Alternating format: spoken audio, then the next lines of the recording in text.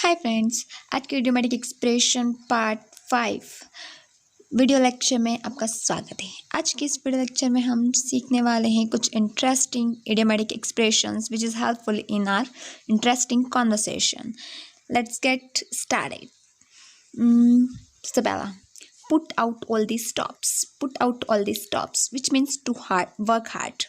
इसका मतलब होता है कड़ी मेहनत करना, ज़मीन आसमान एक कर देना। मुहावरा जो होता है उस मुहावरे को इंग्लिश में इस तरह से बोल सकते हैं, जैसे he put out all the stops to get first rank in the IAS examination. He put out all the stops to get first rank in the IAS examination.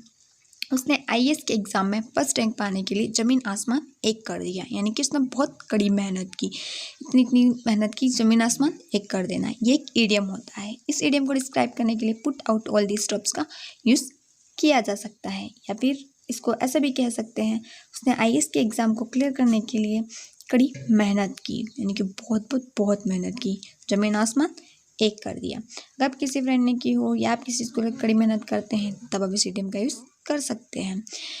अगला है he put out all the stops to get his aim. He put out all the stops to get his M.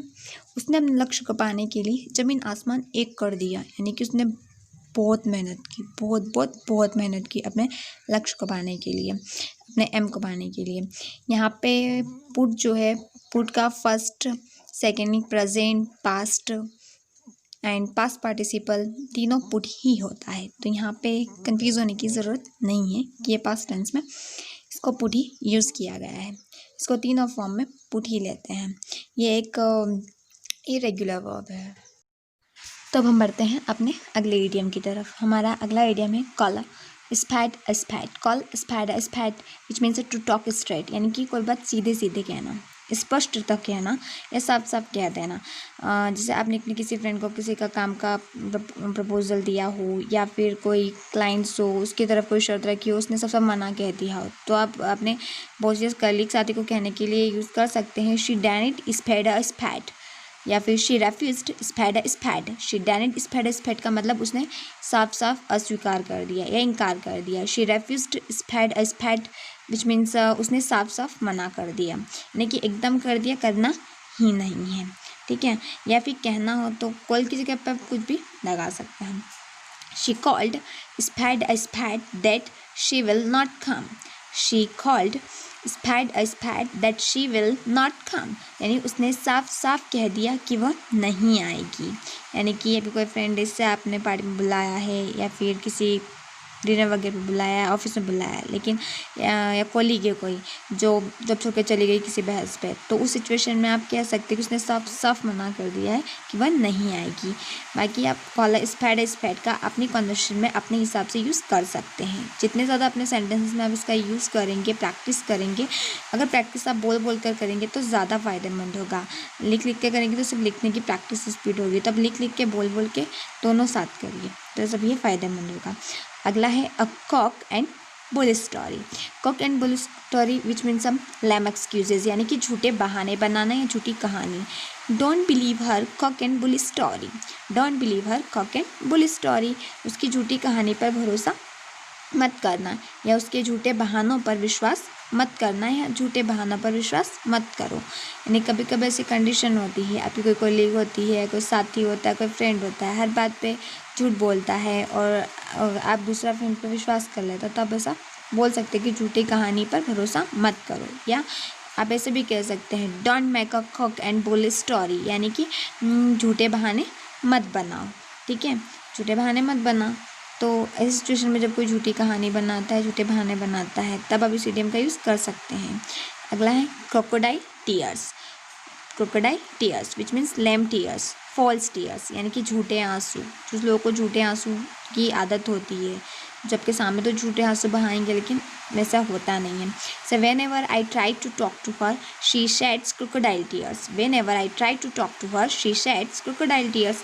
जब कभी मैं उससे बात करने की कोशिश करती हूँ वह घड़ियाली आंसू बहाने लगती है या आंसू बहाती है, ठीक है। यानी कि कोई फ्रेंड इसकी आदत है, हमेशा आप किसी गड़बड़ कर देती हो, गड़बड़ के बारे में जब कभी आप उससे बात करते हो और वो हमेशा झूठे आंसू दिखाकर भोली बन जाती है।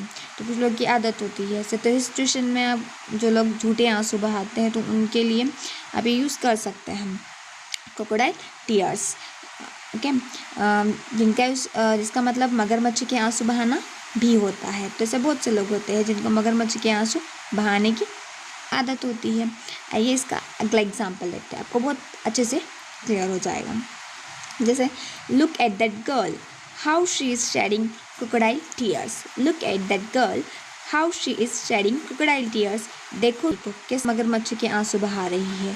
यानी कि आप जानते हो कि ये लड़की ऐसी नहीं है वो, लेकिन उसको डांट दिया गया है और वहाँ पे वो झूठे आंसू बहा रही है किसी टॉपिक को लेकर, या कोई सिचुएशन हो गई है, आप भी दाई वगैरह में गए हो और वहाँ पे कोई लड़की पहले तो वो कुछ अलग ही बोल रही थी और जब वहाँ देखते सबके सामने रोने का नाटक कर रही थी, तो आप कह सकते देखो उस लड़की को कैसे मगरमच्छ के आंसू बहा रही है, अभी तो कुछ और थी और अब कुछ और है। तो इस सिचुएशन में आप यूज़ कर सकते हैं। तो शेड जो होता है ये भी एक रेगुलर वर्ब ही होता है। अगला है hard not to crack. Hard not to crack का मतलब होता है वो कैन नॉट बी अंडरस्टैंड। एक ऐसा इंसान जिसे समझा नहीं जा सकता, जो कहता कुछ और है करता कुछ और है। टेढ़ी खीर। To solve this problem is hard not to crack. इस समस्या को हल करना टेढ़ी खीर है। मतलब ऐसी कोई भी चीज़ जिसे समझा नहीं जा सकता, जो दिखती कुछ और है और होती कुछ और है, तो उसे हार्ड नॉट टू क्रैक कहा जा सकता है। Like a dark secret, dark horse. मतलब डार्क हॉर्स एक ह्यूमन बींग के लिए यूज़ किया जाता है। You should watch out her, she is a hard nut to crack. You should watch out her, she is a hard nut to crack. यानी तुम्हें उससे बच के रहना चाहिए, वह टेढ़ी खीर है। यानी अपनी आप कोई दोस्त किसी ऐसी लड़की से दोस्ती कर लेती है या ग्रुप में शामिल करने के लिए कहती है, तो आप उसका साथ अपना है तो आप उसे समझाने के लिए यूज़ कर सकते हो। उससे बच के रहना, वो टेढ़ी खीर है, जैसी दिखती है वैसी नहीं है। कुछ लोग होते हैं तो उन ऐसे लोगों के लिए आप यूज़ कर सकते हैं, या ऐसे लोगों के लिए भी जो समझना जिनको मुश्किल होता है, जैसे इंट्रोवर्टेड होते हैं, जो समझ में नहीं आते हैं, करते क्या हैं दिखते क्या हैं समझ में नहीं आते। तो ऐसे लोग को डिस्क्राइब करने के लिए आप इस तरह के इडियम का यूज़ कर सकते हैं। हार्ड नट टू क्रैक, या किसी भी प्रॉब्लम जो टेढ़ी खीर की तरह होती है, यूज़ कर सकते हैं। अगला है an apple of discord be a cause of quarrel. An apple of discord का मतलब होता है झगड़े की फसाद, ठीक है, या झगड़े की जड़ या कलह की जड़ भी कह सकते हैं। ठीक है, आपके ग्रुप में कोई लड़की है, वो छोड़ के चली गई, सब उसके बारे में बात कर रहे, तो आप उस सिचुएशन में इसका यूज़ कर सकते हैं को डिस्क्राइब करने के लिए। Let her, she was an apple of discord in our group. यानी छोड़ो उसे, वो हमारे ग्रुप में फसाद की वजह थी। यानी कि वो हमेशा झगड़े ही करवाती रहती थी और सब लोग उसके बारे में सोचते कि ये उसने की थी छोड़ के जा रही जब पूछती, तब इसका यूज़ कर सकते हैं। Pandora's box, Pandora's box sorry, Pandora's box which means a be a problem for her या समवन। यानी किसी और के लिए प्रॉब्लम बन जाना, आफत की पुड़िया, इसको आफत की पुड़िया कहा जा सकता है। When ever she comes here I feel such as a Pandora's box is appeared. Sorry. Whenever she comes here, I feel such as Pandora's box is appeared. यानी कि जब कभी वह यहाँ आती है, ऐसा लगता है जैसे आफत की पुड़िया प्रकट हो गई हो। यानी कि कोई मेहमान हो या कोई भी रिश्तेदार में ऐसा हो, तब इस सिचुएशन में आप कह सकते हैं कि आफत की पुड़िया आ गई हो। ठीक है, be burn yesterday, be born yesterday which means who can't be easily cheated, यानी ऐसे जिसको आसानी से चीट नहीं किया जा सकता है। अब इसको यूज़ कर सकते हैं।